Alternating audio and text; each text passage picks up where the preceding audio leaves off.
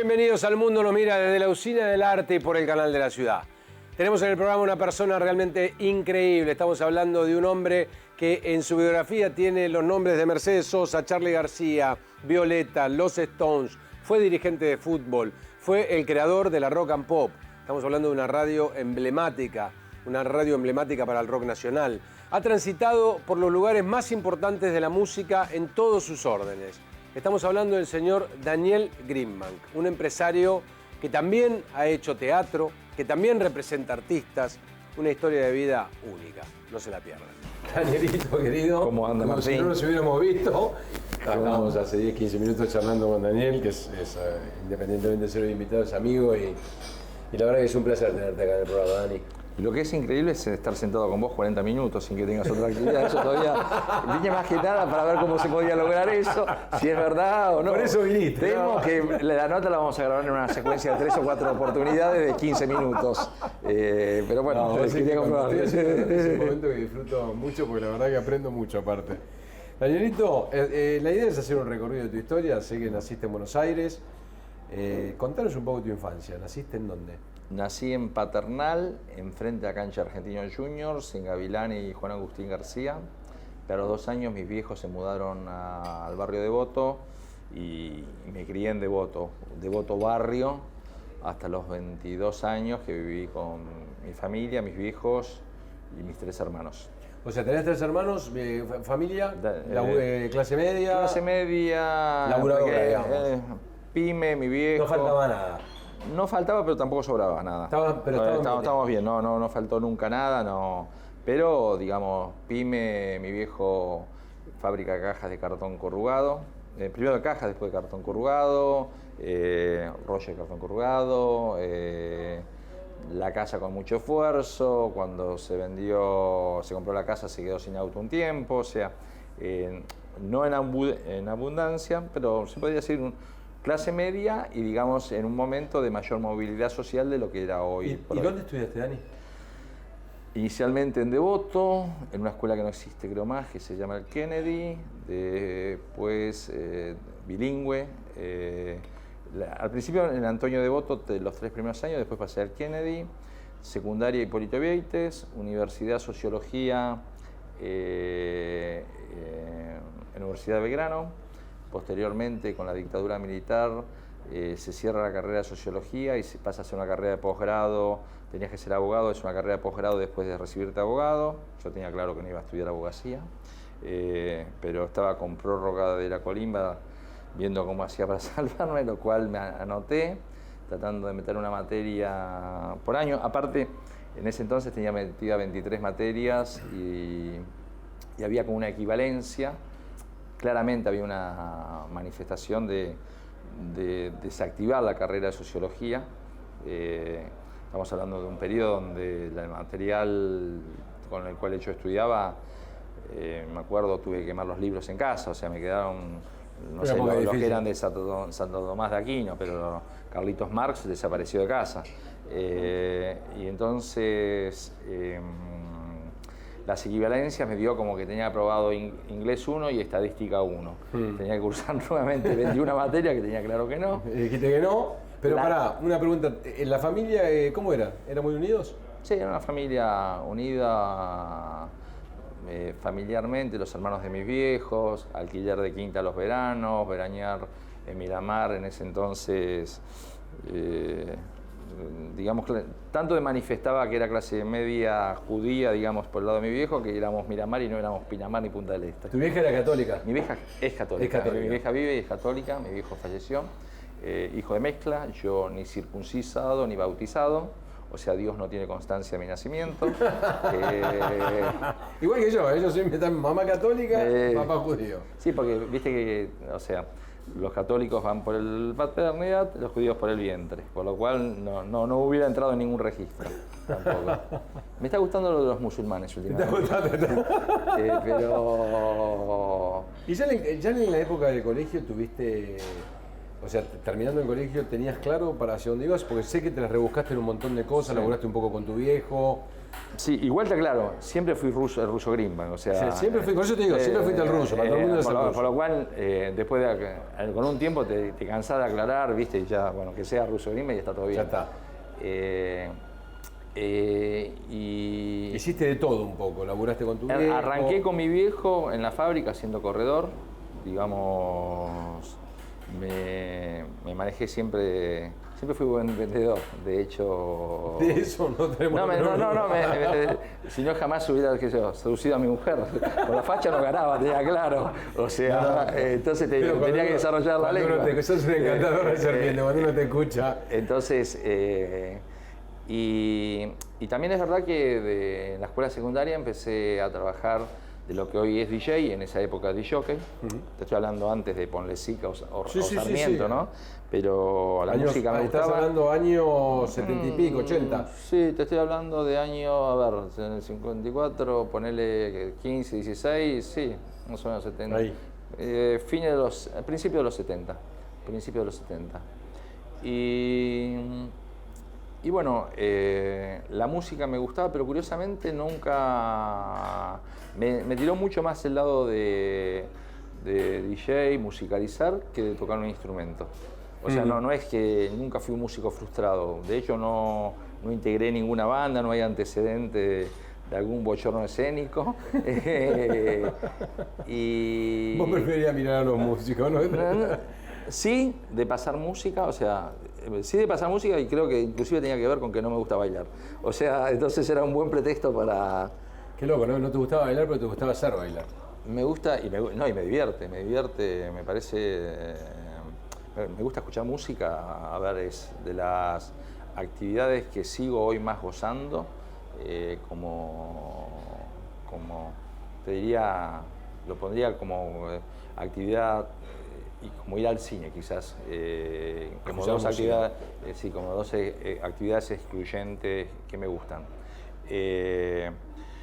Y ese por tus 18, 19, no sé qué edad era, que te fuiste para Estados Unidos. Sí, cuando termino el secundario, mis viejos me regalan con gran esfuerzo que vaya a Estados Unidos a conocer a familiares que tenía. La familia Greenbank, en realidad, cuando emigra de Europa, de Rumania, parte se va a Estados Unidos y parte se va acá, el lado de mi abuela. Y curiosamente un tío mío se entra a dedicar era un productor importante de los años 60 de la costa oeste de Estados Unidos, donde había un movimiento muy fuerte de música, de Frank Zappa, de Alice Cooper, de Linda Ronstadt, de Bill Miller, de Tom Waits.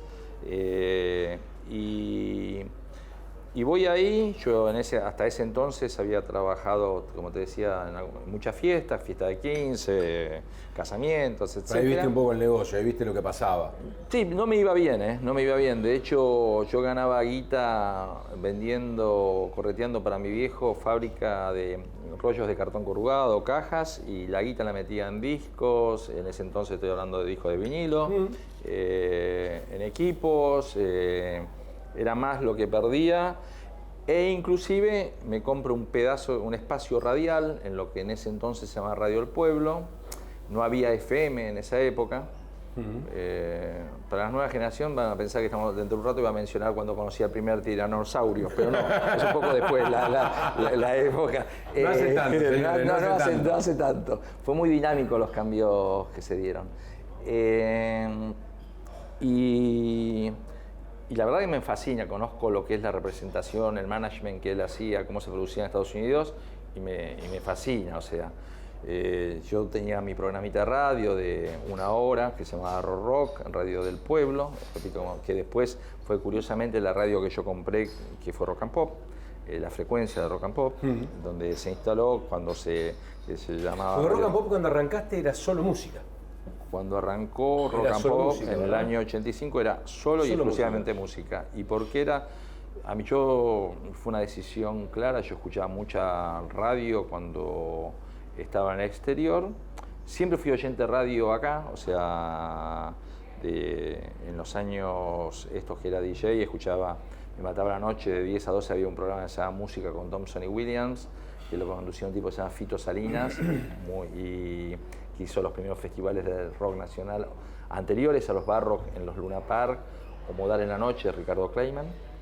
Pero a mí me gustaba más, era más rockero el perfil de Fito Salinas, el otro era más pop, y aparte Ricardo Kleiman producía y manipulaba mucho, que nosotros conocíamos, aparecía Carlos Viso y Conexión número 5, el trío Galleta, y como no había la información de hoy, vos creías que temas que eran de los Jackson 5 pertenecían al trío Galleta, y Carlos Viso, o los Sin, fusilaron tantos temas de Procol Harum, de grupos ingleses muy fuertes, que como al no haber información, las grabadoras, muchos inclusive no tenían filiales acá, demoraban los lanzamientos, entonces los imponían con grupos locales que después obviamente trabajaban mucho. Seguimos charlando con Daniel, seguimos charlando un poco de todo lo que fue el arranque de la rock and pop en aquel entonces, lo que pasaba con las discográficas, con las grabadoras y todas las cosas que pasaban, y él ya con la rock and pop. Año 85, concretamente 23 de enero, y en realidad yo venía de management de artistas locales, había tenido ya mi sello discográfico donde grabó Serú Girán, Charly García, Los Twists, Abuelos de la Nada, Hit, Nito Mestre, Celeste Carballo, creo que Virus, un poco casi todo la movida, salvo excepciones de ese movimiento. Fuiste tan claramente fuerte. un pionero en todo esto, fuiste, digamos, el que arrancó con toda esta... No, el pionero fue realmente Jorge Álvarez y Oscar López. Sí. Yo vengo después que ellos. Sí me puedo jactar. Yo hablo de mi memoria, ¿eh? Sí.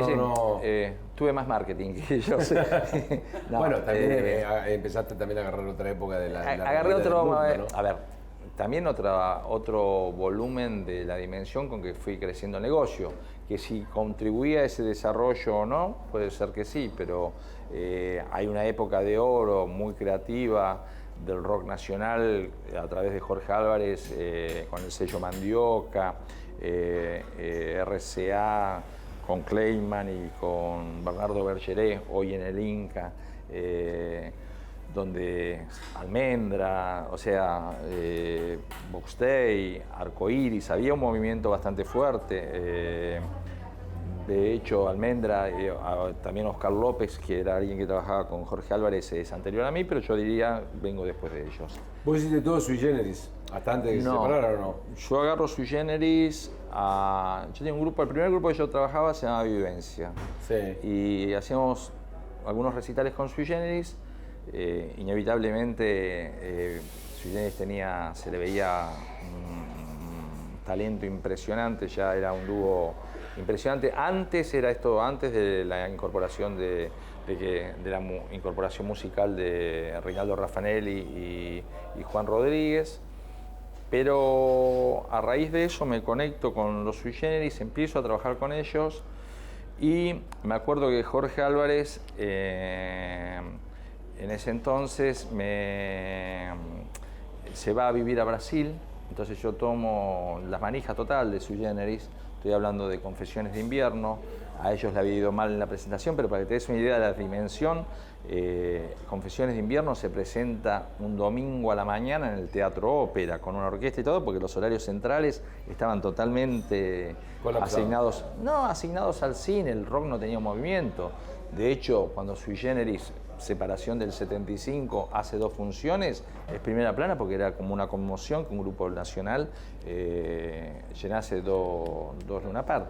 Pero, previo a esto, yo había trabajado con Sui Generis un tiempo, Jorge, y había tenido una oferta interesante de EMI. Yo obviamente seguí los intereses de mis representados, que era Sui Generis, pero que eran contra los intereses de Jorge Álvarez, que era el productor en ese entonces de su sello Talent, que pertenecía a Microfón. Y Jorge viene de Brasil y me dice, bueno, vos sabés, me lo dijo usando, vos estudiás sociología y sabés que no puede haber 2 líderes conviviendo. Y acá yo tengo el contrato, por lo cual dejaste de ser manager de Sui Generis, di un shot que aterricé en plena calle. Te encontraste con otra realidad de un segundo para otro. Y el perverso, porque después de haber trabajado en ese recital que te mencioné, me dijo, me invité, yo seguía teniendo una relación con Charly y con Nito, y me invitan. y le dicen a él, y voy a buscar la entrada a boletería al Luna Park el día recital y me había dejado entrada en Popular, el hijo de puta. Pero, o sea que se siguió vengando hasta el recital final. Bueno, lo entendí, no es que no lo entendí, pero así fueron las reglas. ¿En qué etapa de tu vida estás en ese momento, Dani? ¿Qué edad? ¿En qué etapa? Sí, ¿en qué momento te agarra todo eso? ¿Tenías qué edad? Y estábamos hablando de año 75, esa despedida, por lo cual 19, 20 años, sí. Muy joven. Sí, empecé joven. Muy chico. Sí, la verdad estamos hablando de ya sí. Todo esto con 20 años más todo lo que ya había vivido, con lo cual digo... Sí, no, empecé joven,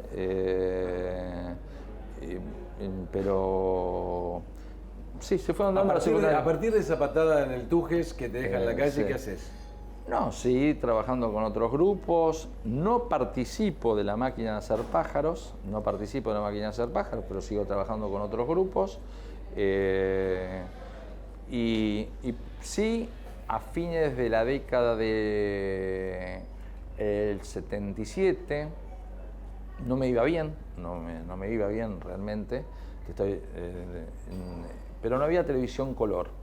Este fue uno de los grandes negocios de mi vida. Y entonces alquilo Luna Park, le alquilo a Juan Alberto Badía, que tenía en ese entonces una empresa con buenas proyecciones de video, de lo más sofisticado que había en pantallas. Y me acuerdo que mi viejo me había hecho el balance de lo que perdía por la radio, perdía mucha plata produciendo. Y tenía que trabajar con lo que facturaba vendiendo cajas de cartón corrugado como 4 años sin retirar ni vivir para pagar todas mis deudas. Y me juego una de alquilar Luna Park, no había, repito, televisión color, pero sí ya había clips y programo Genesis, Supertramp, Queen, grupos de la década del 70, que por primera vez se van a ver en color, y lleno 2 Luna Park pasando videos. Increíble. Y lo que tardaba 3 años, pago, me doy superávit y me compro un auto, inclusive. Y bueno. O sea, siempre fuiste un tipo muy creativo y muy, bastante arriesgado, digamos.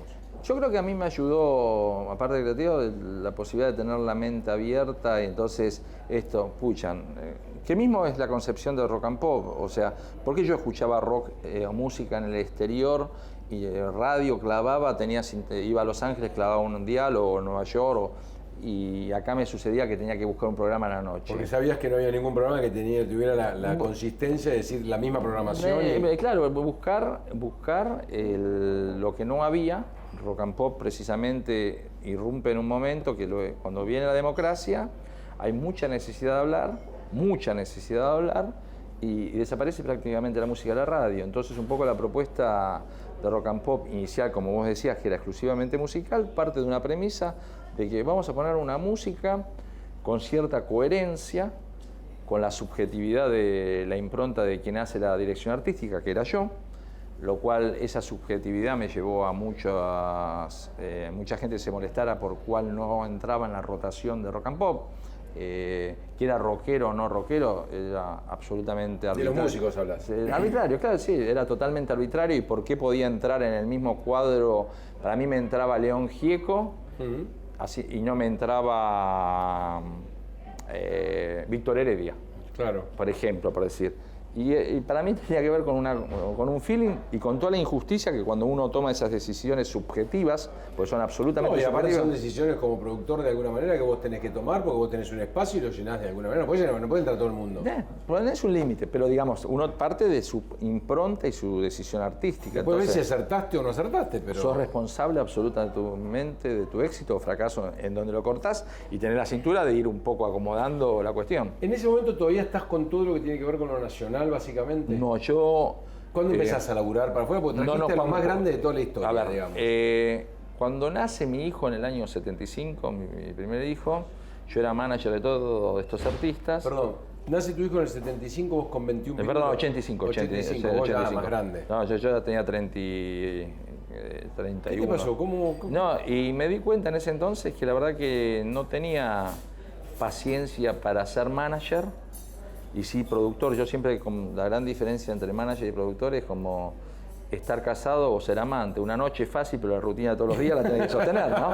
Entonces, Claro, eso son ligas distintas. Y me di cuenta que, evidentemente, para mí era prioritario mi hijo, y no iba a tener paciencia para que X músico a las 4 de la mañana resolviera un conflicto que tenía con la mujer, o porque cuando terminás siendo manager, te involucran todo. O sea que con tu hijo tomás también la decisión de empezar a producir. No, ya venía produciendo. No, bueno, pero sí, definitivamente. Sí cerrar la parte de management.